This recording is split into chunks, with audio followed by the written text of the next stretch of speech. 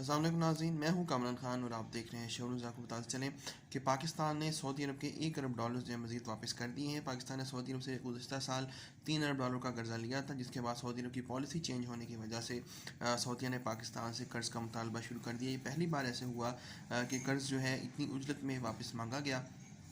1 अरब dollar Pakistan पहले वापस कर चुका था, जिसके बाद मुल्क में महंगाई का तूफ़ान आया।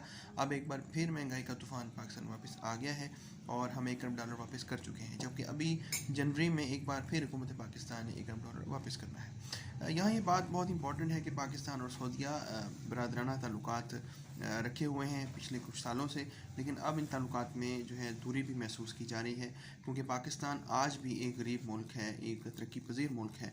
लेकिन सऊदी अरब की जानिब से ये जो मुतालबात सामने आ रहे हैं, इसके बाद जो है इस दोस्ती में जो है मज़ीद जो हमें देखना होगा कि क्या इम्कानात हैं और किस तरीके से इन दो मुल्कों के सफारती ताल्लुकात आगे चल सकते हैं और आगे बढ़ सकते हैं।